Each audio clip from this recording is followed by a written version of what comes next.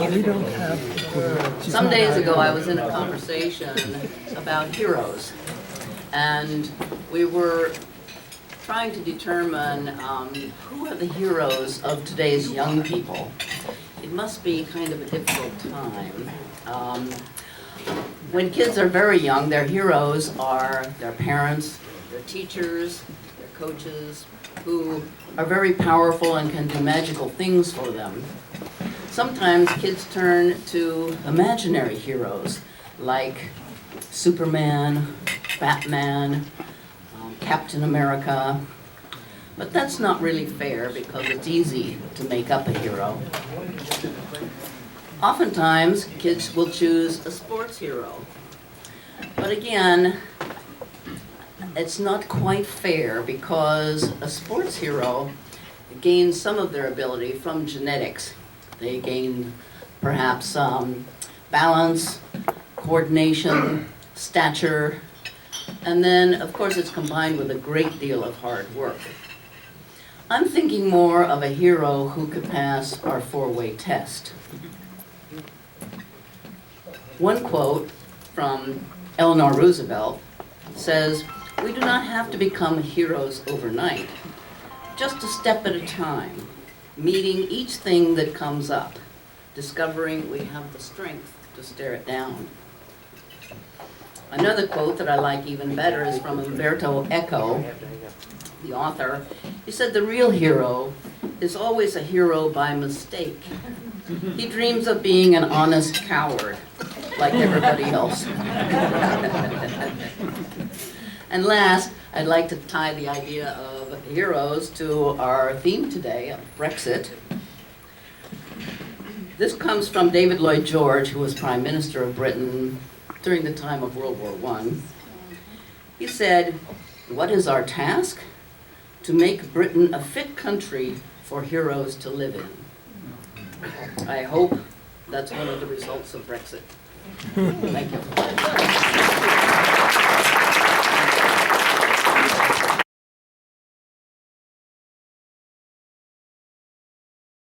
Hello. So I know that every member in this club is well aware of all of the support that our club provides to the students of Livermore through our mini grants and a lot of other ways.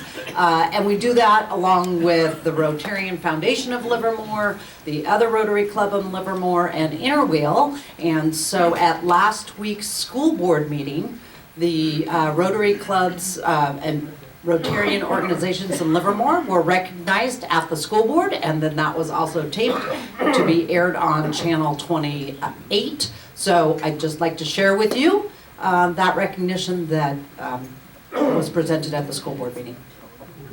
So this evening we are able to welcome and recognize the adults in our community who have a tremendous commitment to youth and to education. The Rotary Club of Livermore, the Noon Club, the Rotary Club of Livermore Valley, the Morning Club, the Rotarian Foundation, comprised of members of both clubs, and Rotary's Interwheel Club, give generously each year to support students and staff in our district and throughout our community. And I'm just going to take 1 second to say the Interwheel Club is a club with which you may be unfamiliar. This group started after World War I. All of these women were doing great deeds while men were off fighting the war, and they decided that they needed to stick together and continue to provide service. And until 1989, Rotary was a men's only organization. So Interwheel were primarily the wives of Rotarians or women who wanted to contribute, and I'm very grateful that they are still contributing here in Livermore. So at this time, I would like to invite the Rotarians and Interwheel members who are with us to come and stand behind me, and you saw how the kids did it, so you can they modeled that. They'll have a chance to introduce themselves as well. They're not going to give you a speech, though.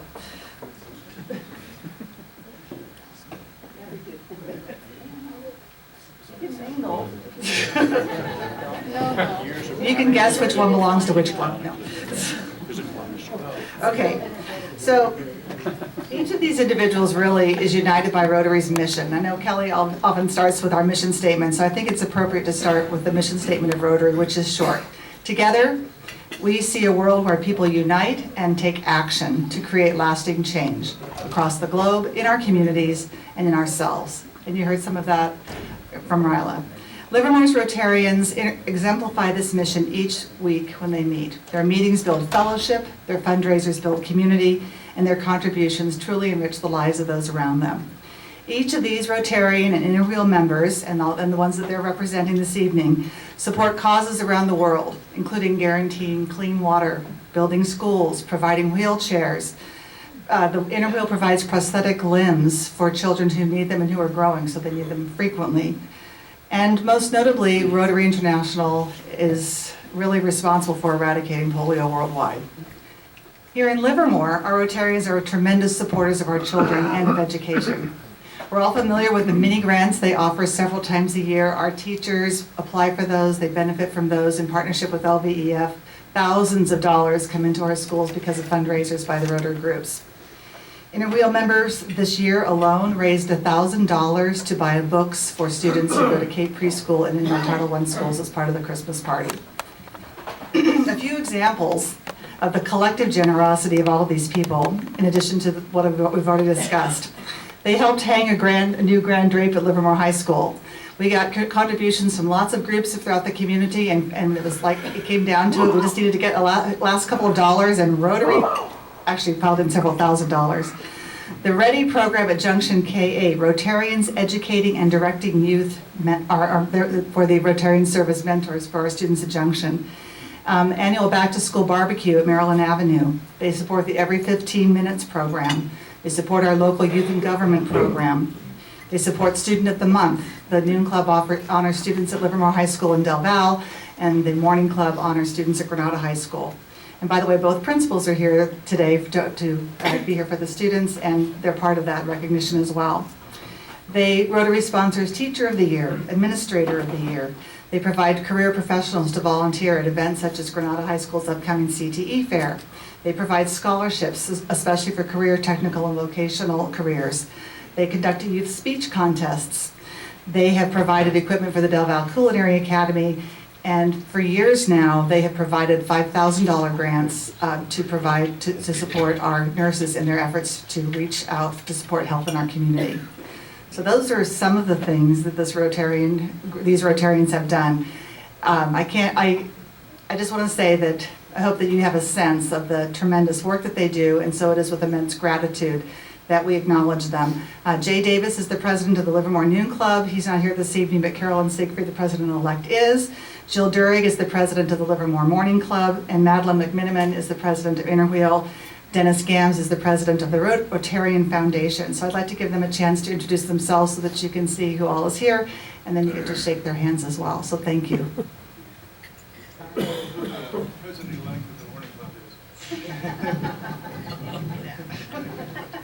is. Dick Quigley again, shepherding the Interact for many years. Dennis Gams, president of the Rotarian Foundation of Livermore, which is basically the nonprofit arm for each of the clubs. Carolyn Siegfried, president-elect for the Noon Club or Rotary Club of Livermore, and Ryla chair for the last couple of years. Hi, I'm Kathy Coyle, and I'm immediate past president of the Rotary Club of Livermore, better known as the Noon Club. Hi, Jill Durig. I am the current president of the Morning Club, the Livermore Valley Club, and my president-elect is Philomena. Hi, I'm Madeline McManaman, and I'm president of Inner Wheel here in Livermore. Good evening. Patty Crowhair, vice president, Inner Wheel of Livermore. Wendy Henderson, I'm secretary of Inner Wheel. Good evening, Charles Crowhair, member of the Morning Club and also of the foundation. Thank you all. All right. Thank you, Alan.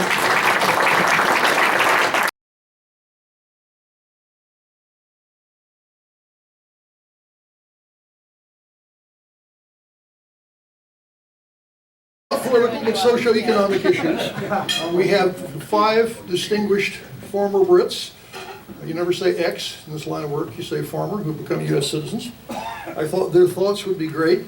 And we've devised a program that will both get out of them the best we can and keep them from taking control as much as we can. So the scenario for this is Carol and I will ask them 12 questions. Some of these are serious, some of them are completely silly. The only rule is they're only allowed a one-sentence answer. Look at Paul collapse. A one-sentence answer. The reason for the one-sentence answer, he can't hold his breath that long. The reason for that is the more time they save on the silly questions, the more time they actually get to talk about what they care about. So that was intentional. But we know we have problem performers. So,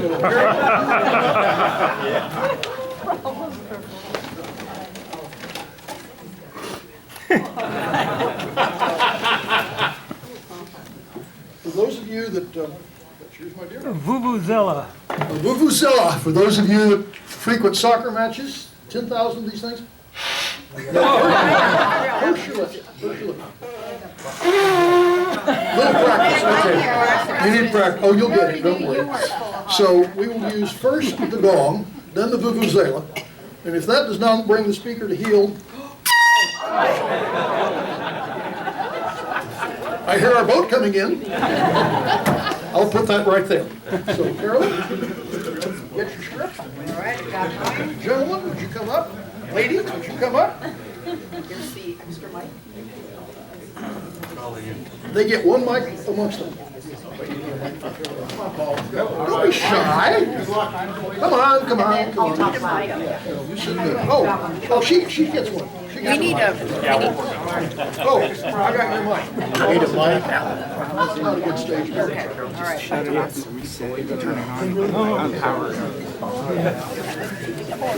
No, it's free form. Don't sit next to your spouse if you're going to swat it. Lady in the middle. They get one. Okay. All right, there they go.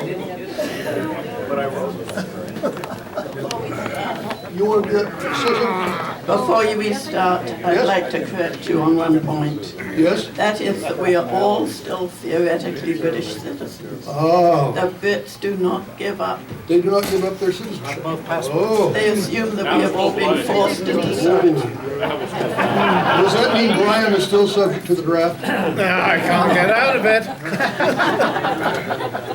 All right. So as I said, this is, when I introduce this, is sort of modified democratic debate rules, therefore none. And Carol and I will alternate, and again to the panel, not everyone needs to answer every question. Save your time for the general melee that follows. Okay, so I'll start with the first question now. It's 3 years out. Where is Jeremy Corbyn and who cares? Anybody want to take that? Nobody in here remembers who Jeremy Corbyn is. Agreed. Come on, Susan. Well, that was easy. Carolyn, you're up. Okay, can we now import haggis to the US and export chlorine-washed chicken to the UK? Yes! That was easy. Here's the one I like, since Mary is a McIntyre, look of a McNeil. Will the Scots take the nuclear weapons? They are based in Scotland, you realize. Yes. Could you repeat the question? First warning, and I'm right behind you. Will the Scots take the nuclear weapons? I don't have a clue, and I hope they don't, because they're very unreliable with all the Scots they have. Okay, what was your biggest surprise about Brexit? It took so long to do it. Close. Susan, don't you have anything to say? What are you going to say? Well, my biggest surprise was that it happened at all. All right. My surprise was it took so long to realise that I voted in 1972 not to go into Europe. Oh. Okay. I was for joining the EU from the very beginning, and I haven't changed my mind one bit.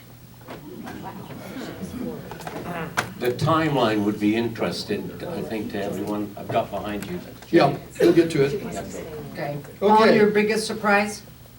My biggest surprise is the same as my biggest disappointment, that it happened. Well, that saves the answer for you on the next question, which is what is your biggest disappointment? I never thought you could do it. I'm impressed. I think it was actually, they wanted to get rid of the Dutch. I think it's the old England, the little England element coming back. I'm amazed that Americans aren't celebrating. The number one reason the European Union was created was to provide an economic, competitive situation against America. True.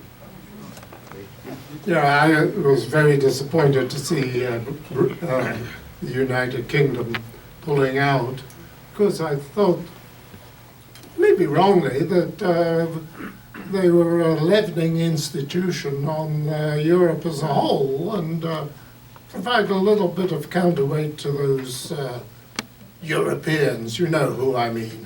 Jorge, so how does this impact you as an American citizen? Well, it impacts me because I actually pay Spanish income taxes at the moment. So I'm just getting income from Britain, so I'm completely confused.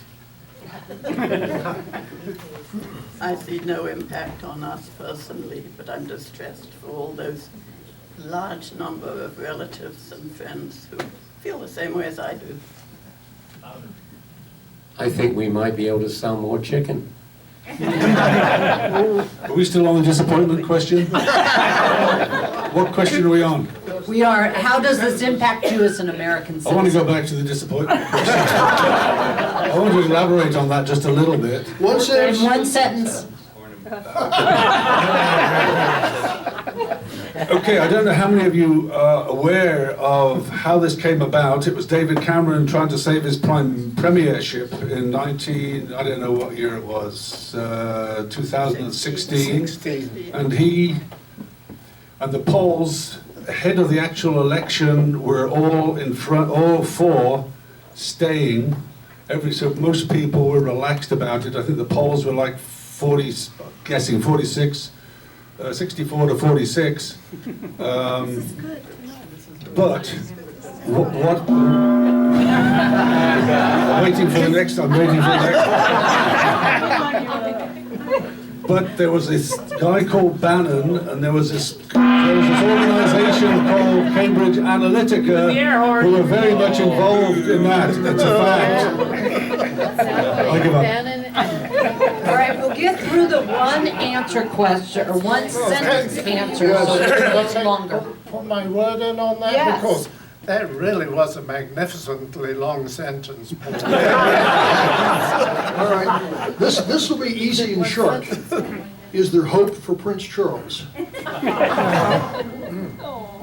Of course, it all depends what you mean by hope. I think there's no hope for the royal family. I've never been a fan, including Andrew. I thought you'd like Andrew. I'm not a fan, but I do like having a ceremonial head of state who has no power. Well, I can tell you, you heard it here first. Boris has appointed Harry and his good wife to be ambassadors to Donald Trump for trade. Again, I can't remember the question. Prince Charles, I think he's going to be just fine. All right. Okay, if I so chose, would I still be able to buy a British motor car, and will it still leak on my driveway?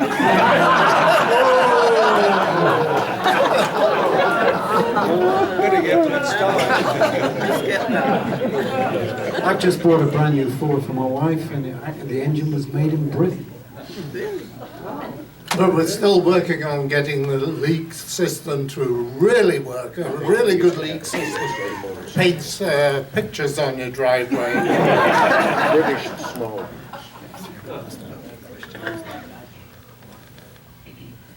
Never had a leaker. I'm going to save my minute for the next question. Okay, good segue to you, Jay, for the next question. What do you think the 5-year futures are for Scotland and Northern Ireland? That's a serious question. Scots have always known that they were best, and now they have proof of it. I think they will be out as soon as they can. Oh, is that one sentence? Sure. Good enough. No, this is a pretty heavy question, and maybe we should discuss it later on. All right. Okay. No, I'd like to answer that one. Okay, Mike, back to Mike.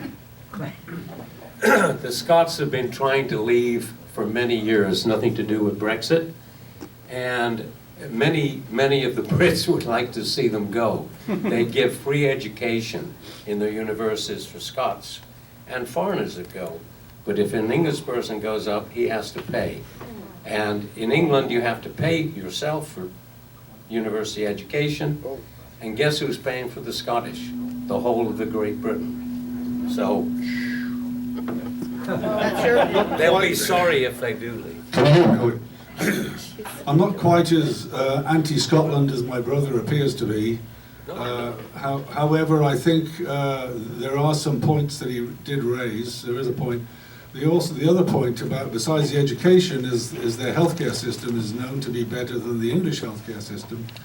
They have their own parliament, they have their own representation there in Edinburgh, but they also have representation in the Houses of Parliament in London. They get a double whammy. There appears to be unfairness. It's exhausted. Okay, so here's another